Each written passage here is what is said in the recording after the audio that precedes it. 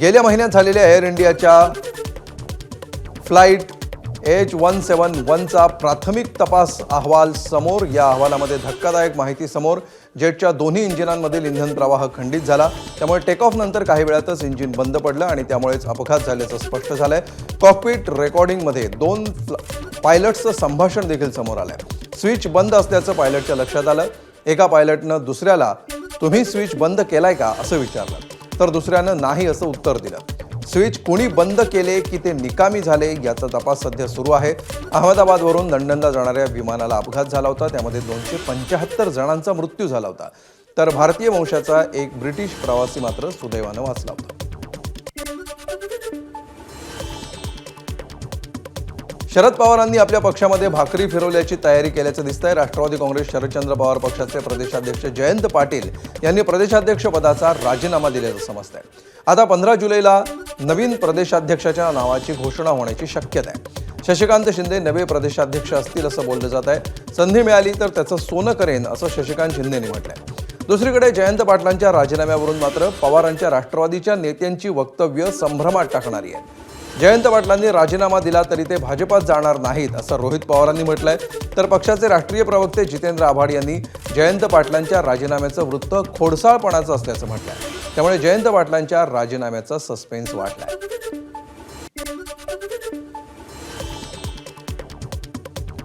शरद पवारांच्या राष्ट्रवादीचे आमदार रोहित पवारांची अडचण वाढण्याची शक्यता आहे. मनी लॉन्ड्रिंगच्या आरोपावरून अंमलबजावणी संचालनालय म्हणजेच ईडीकडून रोहित पवारांविरोधात आरोपपत्र दाखल करण्यात आलंय. 25,000 कोटींच्या शिखर बँकेच्या कथित घोटाळा प्रकरणी रोहित पवारांवर ठपका ठेवण्यात आलाय. शिखर बँकेच्या तत्कालीन अधिकारी आणि संचालकांनी नियमबाह्य पद्धतीनं सहकारी साखर कारखाने मर्जीतल्या लोकांना कमी दरामध्ये विकल्याचा आरोप आहे. याबाबत गुन्हा दाखल केलेल्यांमध्ये 97 लोकांची नावं आहेत.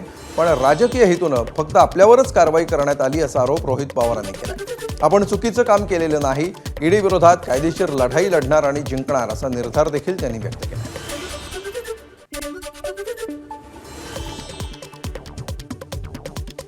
राज्याच्या राजकारणामध्ये सध्या शिंदेंच्या शिवसेनेच्या नेत्यांच्या कारनाम्याची जोरदार चर्चा आहे. यामध्ये शिवसेनेचे दोन्ही संजय वादात सापडलेत. आमदार संजय गायकवाडांनी आमदार निवासाच्या कॅन्टीनच्या मॅनेजरला मारहाण केली. तर संजय शिरसाट यांचा एक व्हिडिओ समोर आला. त्यामध्ये नोटांची बंडलं असल्याचा दावा संजय राऊतांनी केला.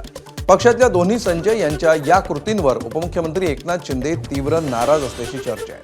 शिंदेंनी कडक शब्दामध्ये दोन्ही नेत्यांचे कान टोचल्याचं कळत आहे. मंत्री आणि आमदारांच्या बेशिस्त वक्तव्य आणि वागणुकीमुळे पक्षाची प्रतिमा डागाळते.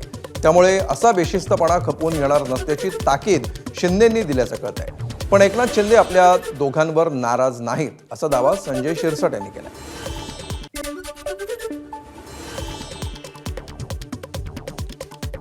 सामाजिक न्यायमंत्री संजय शिरसाटांच्या घरातल्या बेडरूममधल्या व्हिडिओवरून राजकारण पेटलंय.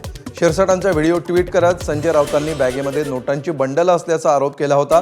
यावर व्हिडिओ आपल्याच बेडरूममधला आहे, पण ती पैशांची बॅग नाही, कपड्यांची बॅग आहे असं शिरसाटांनी म्हटलंय. शिरसाटांनी आज तो व्हिडिओ मॉर्फ केलेला असल्याचा दावा केलाय. संजय राऊतांनी माफी मागितली नाही तर अब्रू नुकसानीचा दावा दाखल करणार असा इशाराही त्यांनी दिलाय.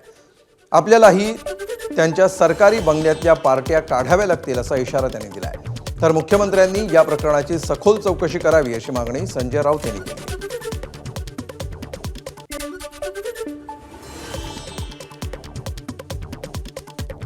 आगामी महापालिका निवडणुका महायुती म्हणून एकत्र लढणार असल्याचं भाजपचे प्रदेशाध्यक्ष रवींद्र चव्हाण यांनी म्हटलंय. एबीपी माझाला दिलेल्या विशेष मुलाखतीत त्यांनी ही माहिती दिली आहे. यावेळी त्यांनी राज आणि उद्धव ठाकरेंच्या एकत्र येण्यावरही भाष्य केलंय. लोकांचं लक्ष वेधण्यासाठी ठाकरे बंधू हेतू पुरस्सर एकत्र आले असं चव्हाण म्हणाले. त्यांचा मराठीचं नाही तर मतांचा आहे अशी टीकाही रवींद्र चव्हाणांनी केली आहे. पण मुख्यमंत्री देवेंद्र फडणवीसच महाराष्ट्राचं हित साधू शकतील हे राज ठाकरेंना माहिती आहे असंही चव्हाण यांनी म्हटलंय.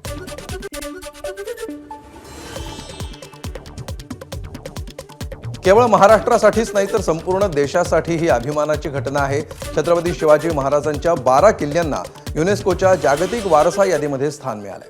या 12 किल्ल्यांमध्ये 11 किल्ले महाराष्ट्रातले आहेत आणि एक जिंजीचा किल्ला तामिळनाडूमधला आहे. मनसे अध्यक्ष राज ठाकरे यांनी या निर्णयावर आनंद व्यक्त केलाय. युनेस्कोला गृहीत धरू नका, निकष नीट पाळले नाहीत तर युनेस्को दर्जा काढून घेतं असा इशाराही राज ठाकरेंनी दिलाय. गड किल्ल्यांवरील सर्वच अतिक्रमणं जात धर्म न पाहता तत्काळ हटवण्याची मागणी त्यांनी केली आहे.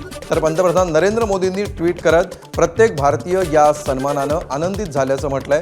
तसंच लोकांना या किल्ल्यांना भेट देण्याचं आवाहन देखील केलंय.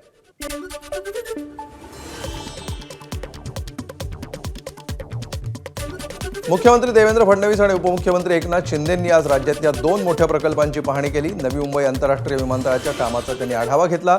ऑगस्ट महिन्यामध्ये या विमानतळाचं उद्घाटन होण्याची शक्यता आहे.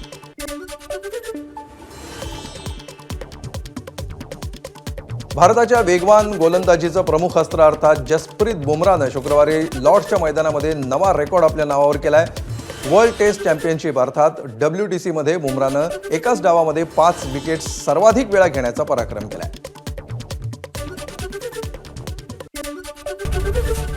एबीपी माझा, उघडा डोळे बघा नीट.